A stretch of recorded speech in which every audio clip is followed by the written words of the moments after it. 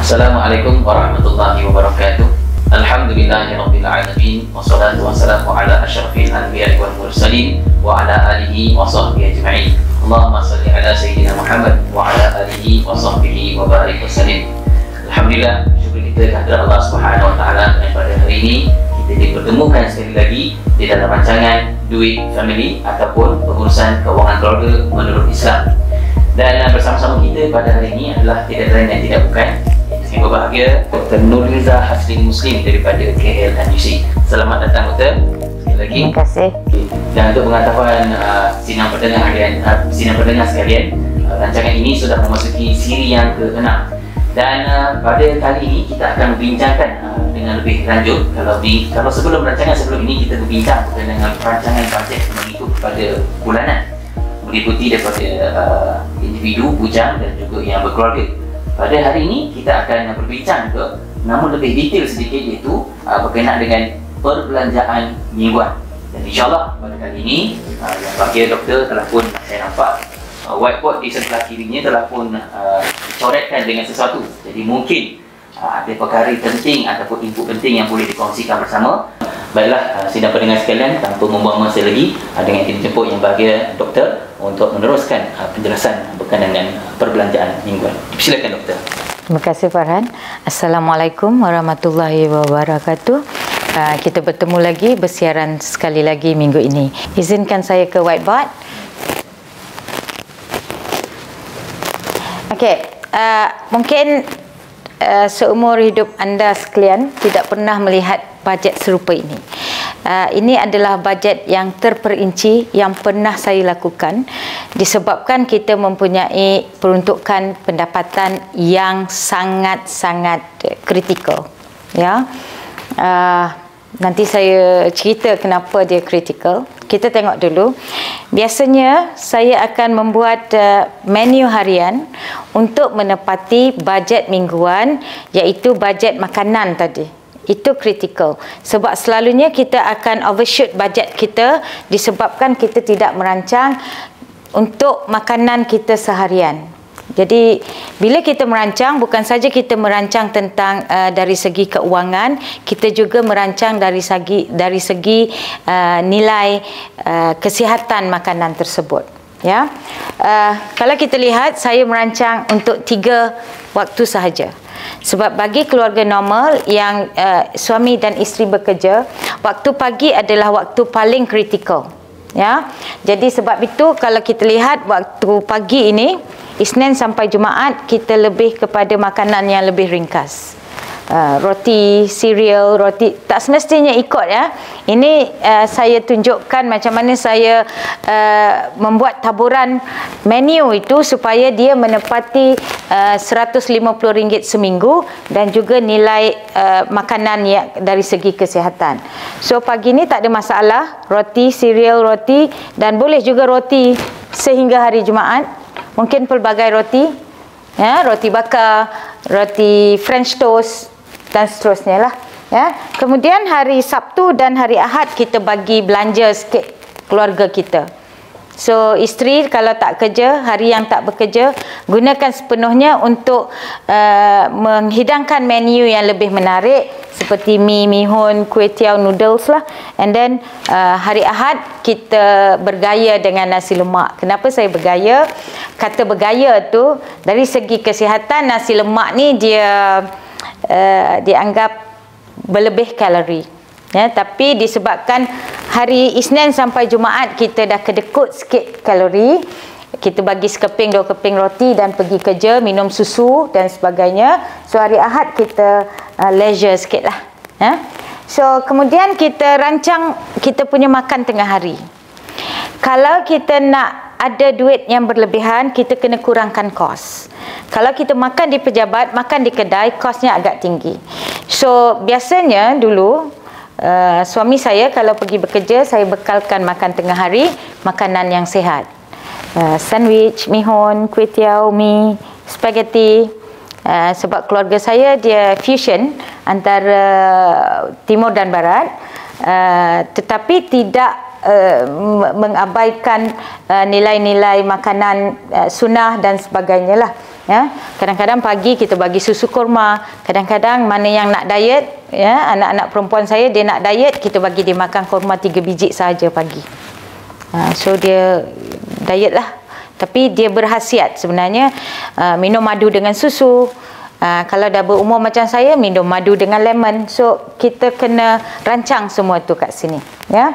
Kemudian hari Sabtu kita ada makaroni, hari Ahad kita ada sandwich, burger, bagi belanja sikit budak-budak ni, ya. Okey, di sini kalau kita tengok dinner, walaupun saya menggunakan perkataan dinner, pada masyarakat Malaysia dinner ini pada waktu malam. Tetapi kalau mengikut nilai kesihatan, even di barat pun, dan juga keluarga Arab yang saya temui waktu saya belajar di Kanada, mereka dinner pada waktu sebelum maghrib, ya. Jadi dinner ni maksudnya sebelum maghrib tu sebelum malam lah. Kita akan terangkan kenapa dinner tu kena sebelum maghrib, bukan selepas malam, pukul 8 malam, pukul 9 malam waktu kita dekat nak tidur. Jadi kita sebenarnya tidak semestinya ikut, boleh tukar yang berat ini tengah hari atau yang ringan ini, boleh je ditukarkan. Tetapi kita ikut aturan ini, nasi, daging, sayur dan kita taburkan. Ya, kalau kita tengok daging, ikan, udang, sotong mahal, ayam. Tapi saya selitkan tempe dengan telur yang murah. Jadi dia memberi keseimbangan sewaktu kita membuat bajet itu 150 dengan makanan, antara makanan yang mahal dengan makanan yang agak murah dan senang didapati. Contoh macam telur, kari telur campur sayur tauge, campur nasi. Walaupun nampak macam makanan murahan, tetapi dia mempunyai khasiat yang tinggi. Yang penting adalah khasiat nutrisi yang kita dapat. Di samping kita memenuhi belanjawan kita RM150 seminggu. Kalau kita lihat di sini, saya berusaha dan untuk belajar buat spaghetti, makaroni, makanan-makanan barat yang mahal kalau dibeli di luar, saya sediakan di rumah supaya keluarga saya juga boleh merasai makanan-makanan yang dikatakan makanan kayangan itu. Ya. So ini contohnya kita boleh buat mengikut kesukaan keluarga. Ada keluarga tak boleh makan udang, tak boleh makan sotong, so kita gantikan dengan ikan. Ikan pun kita boleh pelbagaikan antara ikan mahal, ikan murah, ikan kembung dan ikan tenggiri. Kita boleh pelbagaikan. Janji kita menepati RM150 yang kita telah peruntukkan. Mungkin anda berpendapat sangat remeh, sampai ini pun nak, menu pun nak tentukan. Tetapi pada peringkat dalam kehidupan kita, ada peringkat yang di mana kita baru nak mula membuat perjalanan dalam kehidupan kita dengan gaji yang sedikit dan sebagainya. Pada masa itu sangat kritikal kita membuat perancangan mingguan ini. Ya, mungkin dalam 10 tahun akan datang gaji dah naik, dapat pekerjaan yang lebih baik dan sebagainya, kita boleh memperolehi pendapatan yang lebih, dan ketika itu kita boleh merancang semula menu apa yang kita nak buat, menepati. Mungkin kita dah boleh peruntukkan RM600 seminggu, mungkin kita dah boleh peruntukkan hari apa kita akan bawa anak-anak kita makan di luar dan seterusnya. Ya. Ini contoh, satu contoh. Ambil masa usaha ibu dan ayah dan anak-anak juga untuk membuat perancangan ini. Jika anak kita sudah lebih besar, macam umur 10-9 tahun, kita dah boleh libatkan mereka untuk apa yang mereka hendak makan minggu itu. Betul, kadang-kadang kita lihat anak-anak kita ni, dia punya cita rasa dia agak sedikit berbeza. Maksudnya, kalau kita suruh dia makan apa yang kita makan, kadang-kadang dia orang ni tak berapa nak kenal juga. Ada anak-anak boleh ikut, Alhamdulillah. Tapi macam mana kita adakah kita boleh mengeluarkan sedikit lebih perbelanjaan pada anak-anak yang kadang-kadang cita rasanya dia tak makan, dia tak makan tempe dan sayur. Dia mungkin nak makan ayam goreng, nak makan ikan goreng dan sebagainya lebih, yang diikut daripada semua tu, tapi tiba-tiba satu hari tidak ikut. Jadi adakah kita perlu perbelanjaan lebih untuk cita rasa memenuhi cita rasa anak-anak kita, ataupun kita boleh kena makan juga apa yang kita makan? Sebab, okey, saya jawab sebab itu kita kena merancang, dan saya kata ini mesti fleksibel, ataupun kita boleh train anak kita boleh latih anak kita daripada mereka kecil. Sebenarnya kalau kita lihat, kita akan salahkan anak saya tak makan tu, anak saya tak makan ni. Saya ada satu contoh yang real. Anak pertama saya, dia tak makan ikan sebab dia balik ke Malaysia umur dia dah 2 tahun. Jadi dia dah terbiasa di sana makan daging, makan ayam dan sebagainya. Ikan jarang jumpa. So bila balik ke Malaysia, dia tak nak makan ikan. So apa saya buat? Saya tidak masak ayam dan daging selama 1 bulan, 40 hari. Saya tak masak ayam dan daging, dan saya masak ikan goreng. Dia terpaksa makan sebab dia lapar lah. Jadi akhirnya selepas 40 hari, dia sudah biasa dengan menu ikan tersebut, dan sampai hari ini tak ada masalah lagi, dia pun makan ikan. Seterusnya macam tu. Daripada kecil kita kata tak nak makan sayur, kanak-kanak kan. So daripada umur dia boleh makan 6 bulan, seawal 6 bulan kita kena latih dia makan sayur tersebut. Saya belajar daripada doktor yang merawat saya waktu di Kanada. Dia kata pemakanan ini adalah apa yang kita sajikan semenjak mereka dilahirkan. So ada ketika yang saya mengalami, waktu mengandung tak suka makan ayam. Anak saya lahir, dia tak suka makan ayam juga. Tetapi dengan training, cara masakan, mungkin masukkan dalam kuah spaghetti dan sebagainya, akhirnya dia boleh terima. Jadi itu pengalaman saya dengan anak-anak saya yang 6 orang itu. Jadi akhirnya mereka boleh menerima menu ini. Sebab tu saya kata tadi, kita kena libatkan anak-anak kita. Ada keluarga telur 1 minggu 3 papan. Tengah hari benjo, pagi scramble egg, malam telur dadar, telur, suka sangat. Akhirnya seorang daripada anak mereka mengalami kolesterol terlampau tinggi. Matanya sekarang ni tunggu I think 80% dah tak nampak. So tunggu penderma daripada seluruh dunia untuk dermakan kornea untuk dia. Asalnya pemakanannya tidak seimbang pemakanan, telur je makan, sayur pun tak makan, nasi jarang-jarang dan sebagainya, tidak dijaga, akhirnya dapat macam tu. Abangnya sakit gout sampai tak ada ubat.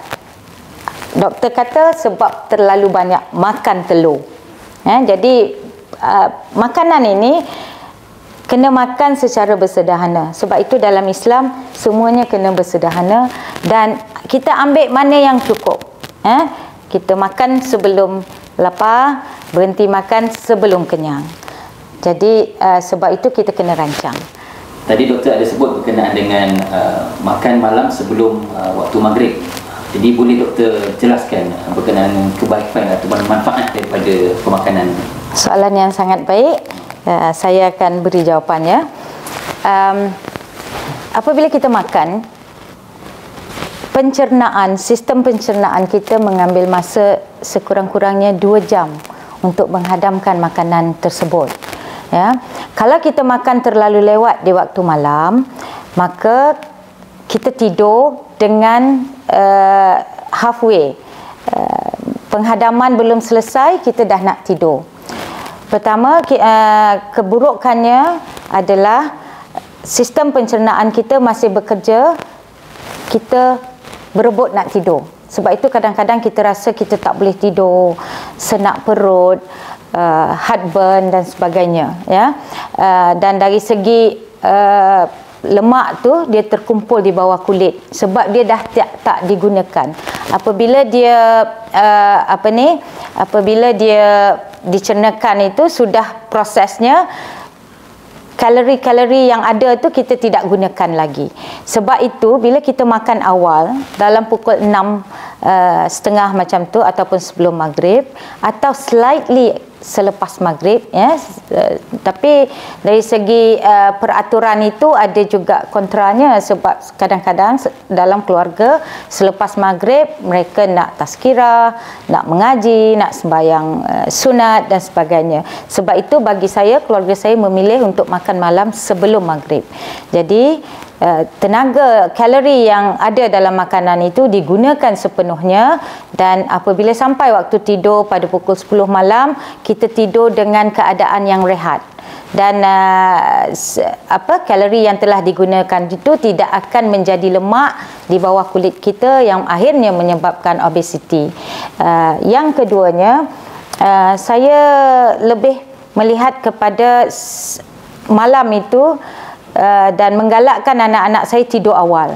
Contohnya selepas isyak pukul 9.30 semua orang kena tidur, sebab memudahkan mereka untuk bangun pada awal pagi untuk mentelaah, untuk sembahyang, beribadat dan sebagainya. Maka saya galakkan mereka tidur awal. Bila tidur awal, maknanya makan pun kena awal lah. Jadi kita masukkan di sana unsur-unsur yang baik daripada kesihatan, daripada nutrisi, dengan aktiviti-aktiviti yang dilakukan perlu bersesuaian dengan tuntutan agama itu sendiri. Kalau kita tak latih mereka mengerjakan ibadatnya sepatutnya, dan bila nak makan, bila nak minum, apa nak makan, maka kehidupan akan menjadi lebih kucak-kacir. Mereka makan fast food, mereka makan barang-barang yang tidak berkhasiat dan sebagainya. So sebab itu sangat penting bila kita merancang ekonomi keluarga, kita juga merancang gaya hidup sehat keluarga kita, supaya akhirnya semua orang sehat, dan duit yang kita simpan untuk kesihatan itu tadi dapat dilonggokkan dan mungkin boleh digunakan untuk benda-benda bermanfaat yang lain, ataupun sekurang-kurangnya kita boleh menggunakannya untuk infak, sedekah dan membantu golongan-golongan yang memerlukan. Doktor, terima kasih di atas penjelasan berkaitan dengan apa yang kita bincangkan pada hari ini. Dan sebentar tadi sewaktu doktor menjelaskan perbelanjaan bajet mingguan berkenaan dengan menu yang telah pun diberikan, kita dapati bahawa menu tersebut sememangnya insya-Allah memberikan manfaat kepada kita semua. Bayangkanlah para pendengar sekalian, makan roti, cereal, kuih tiaw, tempe, sayur nasi dan sebagainya, dan dengan kadar kemampuan kita untuk berbelanja dan juga pada masa sama untuk kita berjimat cermat, insya-Allah dengan tips-tips ataupun cadangan menu makanan yang telah pun dianjurkan oleh doktor ini dapat kita manfaatkan bersama, bukan saja pada diri kita sebagai ibu dan bapa ataupun individu bujang, tapi juga kepada anak-anak kita. Dan soalan tadi yang disebutkan dengan anak-anak ni, kita train anak-anak kita daripada kecil untuk mengikuti apa yang kita makan, bukan kita ikut apa yang anak kita nak makan. Kita kadang-kadang terbalik kata kan, sama lah ni lah. Saya pun sama lah, kadang-kadang anak ikut anak apa makan, saya pun ikut. Sebab mungkin saya tambah sikit saja 1 minit. Mungkin kadang-kadang kita rasa kita tak cukup masa untuk sediakan makanan. Sebab tu mereka makan apa saja yang disediakan di kantin sekolah, di luar dan sebagainya. Kalau kita ada cukup masa dan bermotivasi tinggi, dan mengakui ataupun menerima dia sebagai tanggungjawab sebagai ibu bapa, kita akan sempat menyediakan makanan-makanan ini.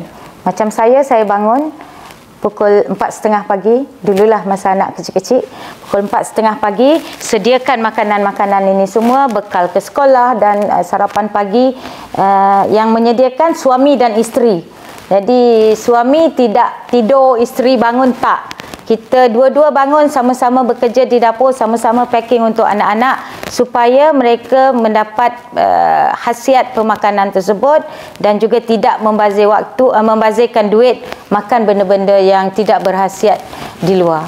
Jadi itu adalah tanggungjawab kita. Apabila kita merancang, maka kita tahu tanggungjawab itu di atas diri kita, suami dan isteri, maka dia akan menjadi kenyataan. Dan macam itulah doktor sebut tadi, makan awal, jadi tidur pun awal, dan insyaAllah bangun pun awal. Dan mungkin itu memberikan kelebihan kepada ibu dan bapa ni untuk bangun awal, untuk menyediakan makanan kepada anak-anak dan mungkin kepada mereka juga sendiri kan. Ya, bukan jadi, menyediakan makanan saja. Mereka bangun dengan sembahyang sunat, tahajud dan sunat fajar, selepas subuh sediakan makanan. So dengan kehidupan yang teratur, jadi kita akan memungkinkan segalanya. Rezeki pun akan datang melimpah ruah, insya-Allah. Dan begitulah sidang pendengar sekalian, tajuk kita iaitu bajet mingguan. Nampaknya saya nampak lebih terfokus kepada dua perkara yang agak penting, iaitu cadangan menu yang telah diproposkan oleh doktor, dan satu lagi adalah berkenaan dengan nutrisi pemakanan yang sihat. Dan pada masa sama juga beliau menganjurkan untuk kita, dan Islam juga sebenarnya menganjurkan kita untuk makan awal sebelum menjelangnya waktu malam. Dan sebenarnya banyak juga kita di kalangan kita ni makan pada waktu lewat malam, betul kan? Tengah malam pun ada. Malam pun ada. Termasuk saya sendiri pun, doktor. Saya pun ada kadang-kala. Belum nak makan. Kadang-kadang tu heavy meal juga. Itu yang menjadi satu permasalahan buat diri saya sendiri. Kadang-kadang gaya hidup kita. Kita bekerja, kita balik tengah malam, terasa lapar, kita singgah makan. Saya kongsi sedikit, lagi 30 saat saya cakap. Saya menjalankan diet selama 20 tahun. Daripada umur saya 26 tahun, 22 tahun sehingga saya berumur 42 tahun. Masa 42 tahun tu saya telah melahirkan anak saya bongsu secara pembedahan. Maka arwah suami saya menyarankan supaya saya tidak diet lagi. Jadi saya mula dapat diet yang tak sihat, makan malam, makan bila-bila suka, tak ikut menu dan sebagainya. Akhirnya selepas 3 tahun berat saya naik sebanyak 10 kilogram. Dan menjadi pengajaran pada saya balik semula kepada diet saya. Alhamdulillah sekarang ni turun balik 59 kilogram. So itulah bezanya. InsyaAllah tuan-tuan puan-puan, saudara-saudari sekalian, saya fikirkan kita banyak menerima manfaat dan ilmu perkongsian yang diberikan oleh yang bahagia doktor sebentar tadi. Dan insyaAllah terima kasih kepada Dr. Nurliza di atas kesudian beliau untuk berkongsi berkenaan dengan tajuk perbelanjaan mingguan. InsyaAllah pada sesi yang seterusnya kita akan melihat tajuk topik yang lain pula lepas ni, doktor ya. Dan insyaAllah semoga para pendengar dapat meneruskan lagi setia bersama kita di dalam rancangan Duit Family ataupun pengurusan kewangan keluarga menurut Islam. Dan sebelum kita mengakhiri, izinkan saya untuk berkongsi petikan ayat Al-Quran, dua surah, iaitu 2 ayat daripada surah Al-Baqarah dan juga surah Al-Baqarah juga, ayat 172 yang bermaksud, wahai orang-orang yang beriman, makanlah dari benda-benda yang baik, yang halal, yang telah kami berikan kepada kamu, dan bersyukurlah kepada Allah jika betul kamu hanya beribadat kepadanya. Daripada surah, petikan ayat daripada surah Al-Baqarah. Dan satu lagi ayat daripada surah Al-Baqarah juga, ayat 168, wahai sekalian manusia, makanlah dari apa yang ada di bumi yang halal dan baik, dan janganlah kamu mengikut jejak langkah syaitan, kerana sesungguhnya syaitan itu adalah musuh yang terang nyata bagi kamu. Ayat yang ke-168. Dan saya fikirkan kita cuba untuk mengelakkan daripada mengikut jejak langkah syaitan dan mengikut lebih apa yang telah dianjurkan oleh Islam itu sendiri. Dan sidang pendengar sekalian, saya fikir cukup pada ketika ini sahaja untuk siaran kita pada kali ini, slot yang ke-6 dalam tajuk perbelanjaan mingguan. Sehingga kita berjumpa lagi di rancangan yang seterusnya, insyaAllah kita akan bertemu lagi. Seperti biasa, sidang pendengar sekalian, jangan lupa untuk like dan share serta subscribe YouTube, Facebook, Twitter dan juga Instagram Rakib Kebangsaan. Sekian.